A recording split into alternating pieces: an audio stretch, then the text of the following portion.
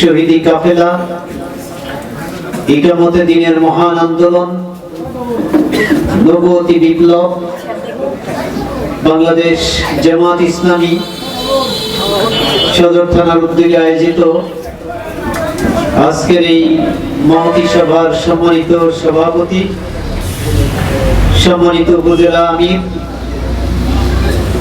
বিশিষ্ট ইসলামী চিন্তাবিদ জনাব মাওলানা ফজলুল হক, উপজেলার সদর উপজেলার সম্মানিত সেক্রেটারি অ্যাডভোকেট সালাউদ্দিন, এডিশনাল পিপি, মঞ্চে আছেন সম্মানিত উলামায়ে কেরাম, দায়িত্বশীল বর্গ, আমার সামনে প্রান্তীয় ইসলামী আন্দোলনের কর্মী ভাইরা, আসসালামু আলাইকুম ওয়া রাহমাতুল্লাহ। আপনারা ভালো আছেন? আল্লাহ রাব্বুল আলামিন বলেন, ইন্নাল আরদা লিল্লাহ ইনিল হুকমু লিল্লাহ ইনিল হুকমু ইল্লা লিল্লাহ। আল্লাহ বলেন এই জমিন আমার, এই জমিনে আইন চলবে আমার। ইন্নী জাইলুন ফিল আরদি খলিফা, আর এই জমিনে মানুষ হচ্ছে আল্লাহর খলিফা। আল্লাহর জমিনে আল্লাহর আইন বিজয়ী করার জন্য আল্লাহর খলিফাদের আল্লাহ দায়িত্ব দিয়েছেন। আর গোটা সৃষ্টি জগতে আল্লাহ নিজের আইন নিজেই চালু করেছেন। কিন্তু মানব সমাজে তার ব্যক্তি জীবনে, পারিবারিক জীবনে, সমাজ জীবনে, রাষ্ট্রীয় জীবনে, অর্থনৈতিক জীবনে, আন্তর্জাতিক জীবনে, জীবনের প্রতিটা দিক এবং বিভাগে কোন আইন চালাইতে হবে সেটা আল্লাহ দিয়ে দিয়েছেন। আর সেটা চালু করার দায়িত্ব মানুষকে দিয়েছেন। এই জন্য মানুষকে বলা হয় আল্লাহ খলিফা। এই পৃথিবীতে দুই ধরনের খলিফা আছে, আল্লাহর খলিফা, শয়তানের খলিফা। কি বলেন, ঠিক কিনা? তাহলে আমরা কার খলিফা? এই পৃথিবীর দুইটা দল আছে, আল্লাহর দল এবং শয়তানের দল। এটা আল্লাহ বলেছেন সূরা মুজাদালায় 19 নম্বর আয়াতে আল্লাহ বলেছেন, আলা ইন্না হিজবাশ শাইতান হুমুল খাসিরুন, শয়তানের দলের লোকরা হবে ক্ষতিগ্রস্ত। আর 22 নম্বর আয়াতে বলা হয়েছে, আলা ইন্না হিজবাল্লাহ হুমুল মুফলিহুন, আল্লাহর দলের লোকরা হবে কল্যাণপ্রাপ্ত, সফলকাম। বলেন সুবহানাল্লাহ। আমরা কার দলের লোক হব? আল্লাহর দলের লোকদের দায়িত্ব হচ্ছে আল্লাহর আইন আল্লাহর জমিনে বিজয়ী আদর্শ হিসাবে প্রতিষ্ঠা করা। আর যে কাজের জন্য এই পৃথিবীতে 2,24,000 পয়গম্বর আল্লাহ পাঠিয়েছেন। কি জন্য পাঠিয়েছেন?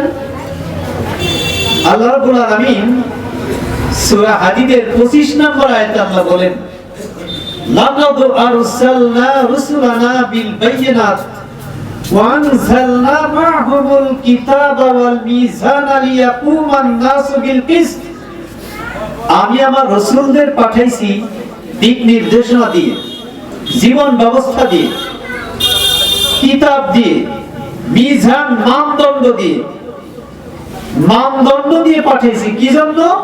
লিয়াকুমান নাসু বিল কিসত, যাতে মানব সমাজে শান্তি, স্বস্তি, নিরাপত্তা, ইনসাফ কায়েম হতে পারে, রাষ্ট্রীয় বৈষম্য দূর হতে পারে, সামাজিক বৈষম্য দূর হইতে পারে, শিক্ষার বৈষম্য দূর হইতে পারে, অর্থনৈতিক বৈষম্য দূর হয়ে সমাজে ইনসাফ কায়েমের জন্য আমি নবীদের মাধ্যমে কিতাব পাঠিয়েছি। নবীদের মাধ্যমে কিতাব পাঠানোর উদ্দেশ্য ছিল মানুষের অশান্তি দূর করে শান্তি প্রতিষ্ঠা করা।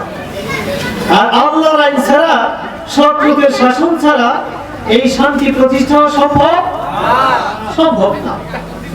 যার কারণে আল্লাহ রাব্বুল আলামিন মক্কা থেকে মদিনায় যাওয়ার আগে আল্লাহ রাসূলকে আরশে মুআল্লায় নিলেন, মেরাজে নিলেন। আমরা জানি তো মেরাজে নিছেন কতদিন আগে? মদিনায় যাওয়ার আগে। কারণ মদিনায় যায় একটা ইসলামী রাষ্ট্র কায়েম করতে হবে। মেরাজে নিয়ে আল্লাহ রাব্বুল আলামিন আল্লাহ রাসূলকে জানিয়ে দিলেন, কিছুদিন পরে তোমাকে হিজরত করে মদিনায় যাইতে হবে। মদিনায় যায় একটা ইসলামী রাষ্ট্র, সমাজ কায়েম করতে হবে, কোরআন ভিত্তিক সমাজ। আর সেই সমাজের জন্য কয়েকটা মূল নীতি লাগবে, 14টা মূল নীতি। আল্লাহ রাব্বুল আলামিন সূরা বনী ইসরাঈলে কি কি মূলনীতির ভিত্তিতে একটা ইসলামী রাষ্ট্র চলবে তা জানিয়ে দিলেন। এই জানিয়ে দেওয়ার পরে আল্লাহ রাব্বুল আলামিন আল্লাহ রাসূলকে বললেন, হে রাসূল, এবার আমার কাছে একটু দোয়া করেন, একটা দোয়া। সেই দোয়াটা আল্লাহ শিখিয়ে দিলেন।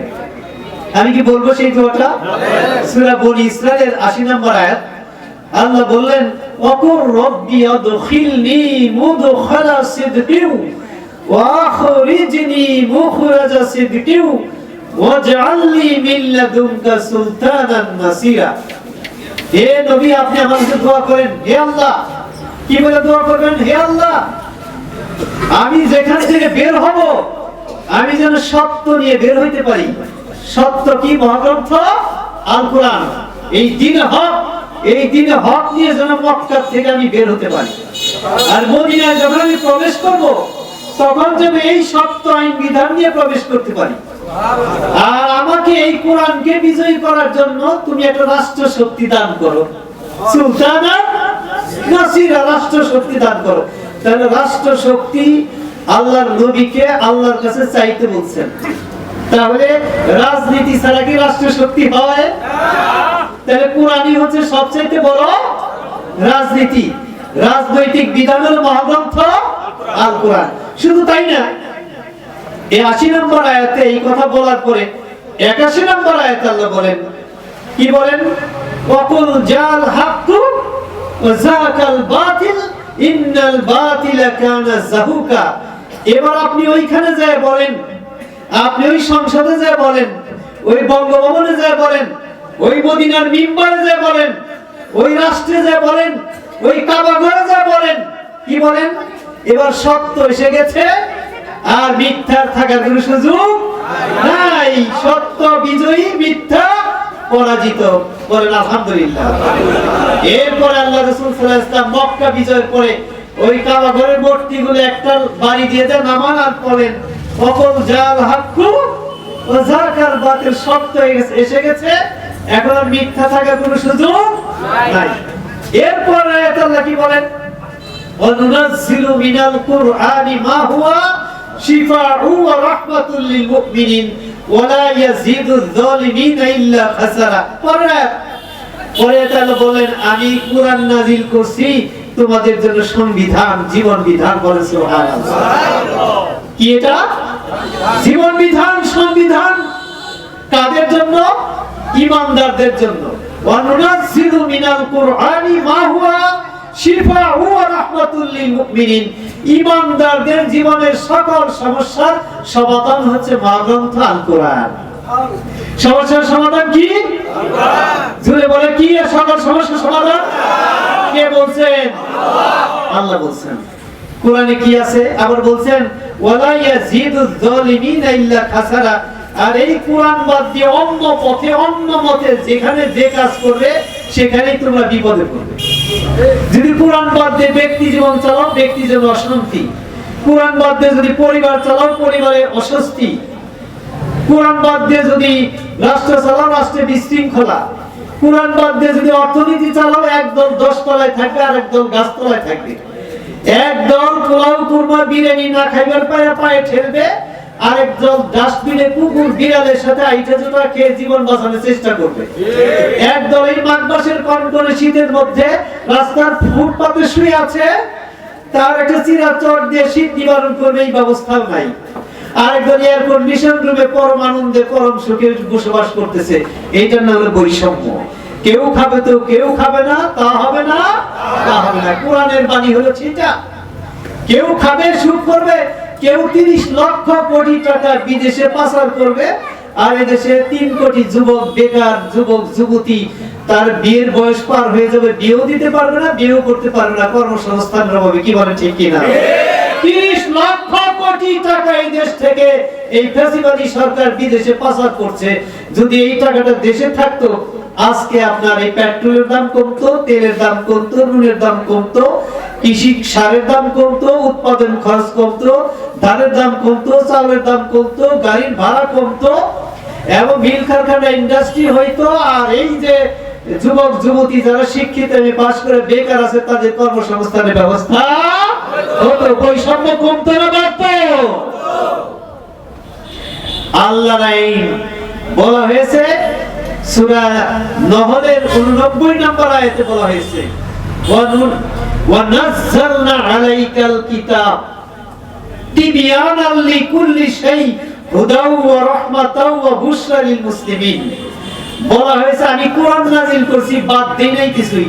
তোমাদের জন্য যেখানে যা দরকার, জীবনের প্রতিটা দিক বিভাগ, সব জায়গায় যা দরকার আমি সব কোরআনে দিছি। হুদাও দিক নির্দেশনা, রহমতাও এর মধ্যে রয়েছে রহমত, বুশরা লিল মুসলিমিন মুসলমানদের জন্য রয়েছে সুসংবাদ।